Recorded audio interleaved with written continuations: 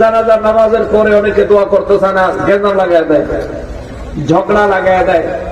জানাজার নামাজের পরে খুদ আমার রাসূল সাল্লাল্লাহু আলাইহি ওয়াসাল্লাম নিজে দোয়া করেছেন। দলিল বুখারী শরীফ হাদিস নাম্বার 1344। এই মোবাইলে অ্যাপস আছে, হাদিসের অ্যাপস আছে, কারো কাছে মোবাইলে হাদিসের অ্যাপস আছে? অ্যাপসটা গ্রহণ করো। বুখারী শরীফ হাদিস নাম্বার 1344, হাদিসের মান সহিহ। হযরত উকবা ইবনে আমির রাদিয়াল্লাহু তাআলা আনহু থেকে হাদিস। তিনি বলেন, আমার নবী হুজরা মোবারক থেকে একদিন বের হলেন, উহুদের ময়দানে গিয়ে উহুদবাসীদের জন্য জানাজার নামাজ আদায় করলেন। এরপরে নবী মৃত ব্যক্তিদের জন্য দোয়া করলেন। জোরে কোন সুবহানাল্লাহ। জানাজার নামাজের পরে দোয়া না করলে গুনাহ নাই, কিন্তু করলে সওয়াব আছে। কি পরিমাণে সওয়াব পাবেন? নবীজি দোয়া করেছেন, এই জন্য যদি দোয়া করেন তাইলে একটা সুন্নাত আদায় হবে।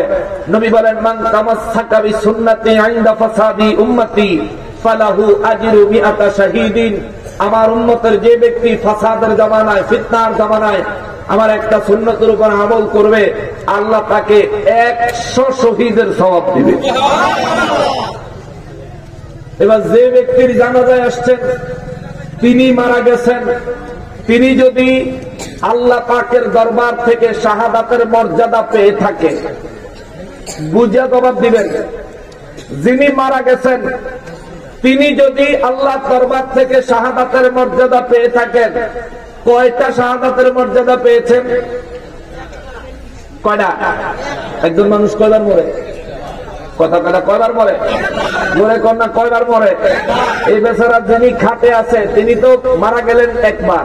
আল্লাহ যদি তাকে শাহাদাতের মর্যাদা দেয়, পাইব একটা শহীদের সওয়াব, একটা শহীদের মর্যাদা মর্তবা।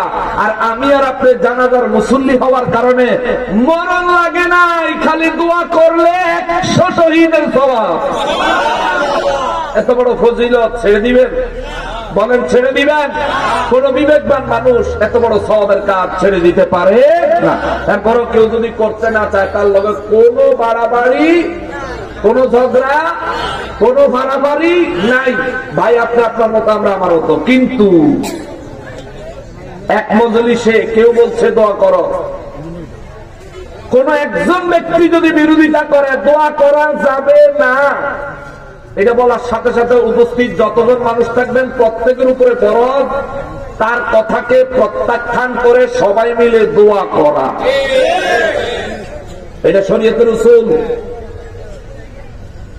যে কেউ হালাল কাজকে হারাম বলতে চায়, অবৈধ বলতে চায়, পালন করা যাবে না বলে ফতোয়া দেয়, ওই ব্যক্তির ফতোয়াকে খণ্ডিত করার জন্য ইসলামী শরীয়তের ফয়সালা হলো ওই আমল উপস্থিত সবাই করতে হবে, তাদের উপর ফরজ হয়ে যায়। সুবহানাল্লাহ বলেন।